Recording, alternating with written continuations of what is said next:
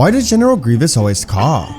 We all know that Grievous has a pretty bad cough, but did you know he wasn't always like this? Well, during the Clone Wars, he had a fight against Mace Windu, and even though Grievous was able to escape him, the unexpected happened. While Grievous was leaving, Windu jumped out and used the Force to crush his chest into pieces. Unfortunately, because the damage was so severe, Grievous had to replace his whole chest in order to fix it. But there was one problem. If Grievous were to replace his chest, he'd be removing his life support system, which would most likely kill him. So in the end, he just left it, which gave him the iconic cough we all know today.